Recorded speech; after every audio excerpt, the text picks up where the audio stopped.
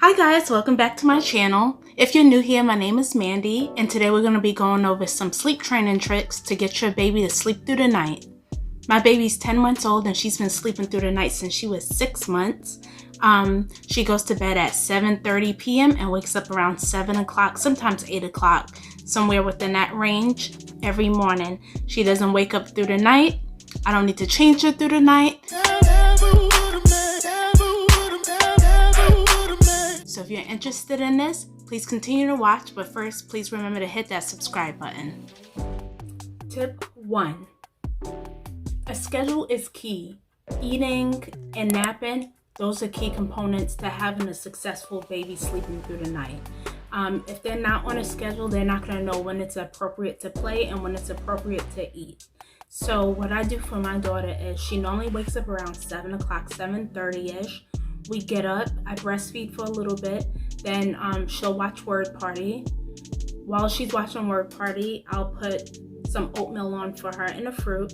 She'll eat breakfast, and then I'll have her play a little bit just to work it off before she takes her nap. She normally takes her nap around 11 o'clock, and then she'll wake up around 1 o'clock. When she wakes up around 1 o'clock, then we do the same thing all over again. She gets changed, I'll make her lunch, and then she'll play a little bit. She won't go back down for a nap until 3 o'clock. And then 3 o'clock normally is the last nap she takes of the day, and it's normally the longest nap she takes of the day. She normally will sleep to about 5 or 6-ish, just depending on how active she was that morning. And then she'll wake up, she'll eat dinner, we'll play, we'll go over some flashcards, and then by that time, 7:30 is when she lays down for her final nap, or final sleep, I should say. And then she normally sleeps through the night. What's really important is just making sure that they are on a schedule and a routine, because they actually get used to that routine, and when they're broken out of that routine, they're actually really grumpy. So stick to a routine, and I promise you, your baby will sleep through the night. Tip 2. Tip 2 is baby should go down with a full stomach and a dry diaper. Make sure that your baby is nice and full, because if they're not full, they're not going to sleep all the way through their nap time. They're going to take a short nap, maybe 10 or 15-minute nap, and then be ready to get up and eat again. And the next thing is to make sure that their diaper is dry. You imagine going to sleep with wet underwear on. It's uncomfortable. You're not going to sleep a long time at all. You're going to be ready to get out of it. So think of your baby as you. You wouldn't want to go to sleep hungry, and you definitely wouldn't want to go to sleep with wet underwear on. So make sure that they're dry, make sure that they're fed. Tip 3. Tip 3 is when you finally lay baby down for the night, make sure that there is no light coming into the room whatsoever.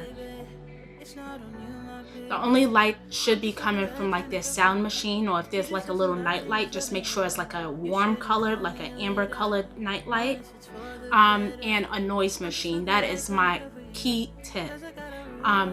Just because if you turn on a bright light right before you put your baby to sleep, it's pretty much going to awaken them, and it's going to wake them out of that sleepy, groggy feeling. It's going to make them feel like they need to be playing because it's time to wake up, as opposed to the exact opposite. So just winding down time, you kind of want to dim the lights if you can. If you're in the living room and you're playing with the baby, turn the light off and just let the TV light be on. And then when it's time for you to actually put baby to sleep, there should be no light except for that amber colored light. And then also, a sound machine is key. I love the sound machine that I have. It has crickets and nature sounds. It has white noise. It has water. I normally just do the white noise. And then you should turn it up as loud as the baby will allow it, for it to not wake them up. That's most important. Just stay asleep. Tip number 4. Tip number 4 is do not go in a baby's room under any circumstances before 1 a.m. Why? Because before 1 a.m., the baby is going to have a harder time going back to sleep. After 1 a.m., it's safer because they're more likely to fall back to sleep and stay asleep. So this is when a baby monitor comes in handy. If you're really anxious and worried about the baby, wondering why they're crying, look at your baby monitor, Make sure that they're not choking, they're not uncomfortable, they're not contorted. If they have a pacifier, it hasn't fell out of their mouth. If it has, you can sneak in really fast and sneak out, but don't make any kind of communication with the baby. Or you're gonna make the baby realize, oh, well, I got their attention, I'm just gonna keep crying, and they're gonna keep coming out, and then eventually they're not gonna ever get back to sleep. Hey, Mama! Mama! Mama! What? So, once again, do not go in the baby's room under any circumstances before 1 a.m. Now, after 1 a.m., you can go change the diaper, you can feed them, but before 1 a.m. is tricky, because that time period between 11 p.m. and 1 a.m. is when the baby normally like stirs in their sleep, and you're gonna be so tempted to just run in there. And I'm gonna warn you, this is really hard when you first start sleep training your baby. It's really hard to hear them just cry. My baby co-slept with us for the longest time, and I actually was going through withdrawals with her not sleeping with us, and now she actually likes to sleep on her own. She doesn't like to be in a room with people. She likes to be on her own. She won't even fall asleep in my arms now. She falls asleep in my mother-in-law's arms because I guess her boots is bigger, so it's more of a pillow, but she won't fall asleep in my arms. So yeah, this is how you promote independent sleeping, so that they don't always be relying on you being in the room with them, in a bed with them, or coercing them to sleep by rocking them to sleep. So definitely follow that tip. That tip I would say is the most important tip. Tip 5. So tip 5 is piggybacking off of tip 4. After 1 a.m., if baby is up and crying, it is okay to go in the room. It's not okay to go in the room and goo goo gaga. He's opening his eyes! He's opening his eyes!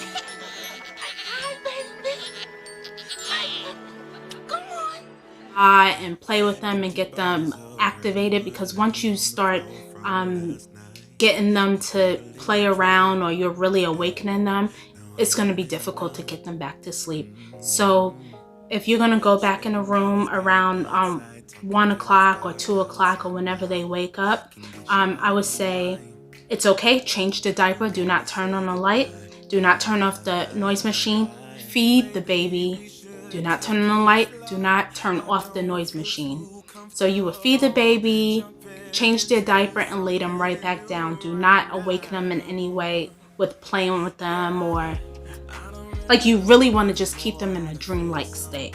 The moment you start interacting with them completely, they're going to wake up out of their sleep and they're not going to want to go back to sleep.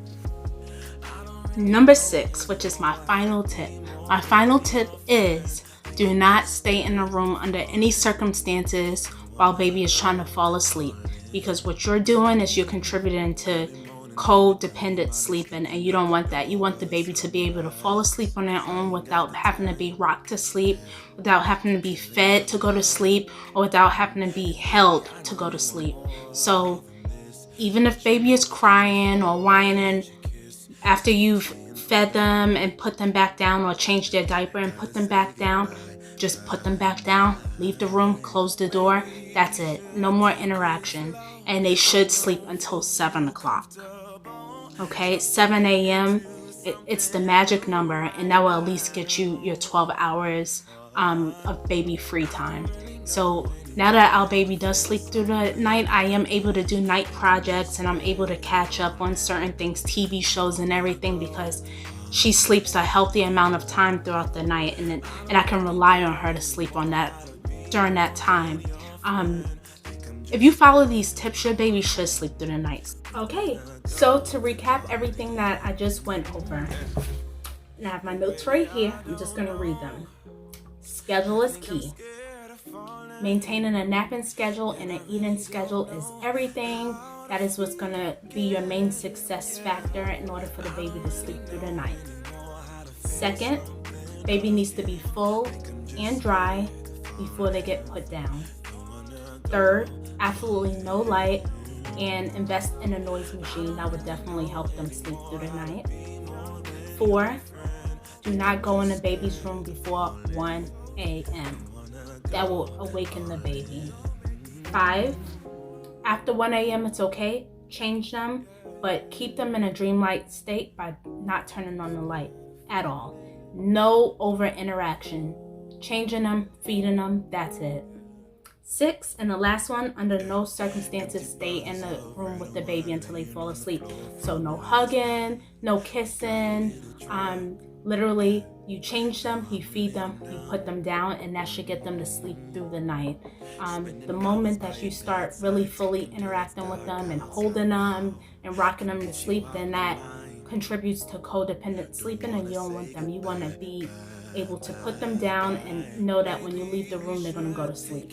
Now, once they get in the stage when they're able to stand and walk and all of that stuff, crawl, then they're going to keep themselves up probably for 20 to 30 minutes after you put them down. It doesn't matter, as long as you have a baby monitor, you can check on them and make sure that they're okay. But they will do that, but they'll eventually sit down and lay down and go to sleep once they're fully tired. So they actually burn themselves out now that they're standing and stuff. And that's just because they're getting older, so they don't require as much sleep time. But let them do that on their own. You don't stay in the room. You don't keep going in the room to lay them back down. They will lay themselves down. They will go to sleep.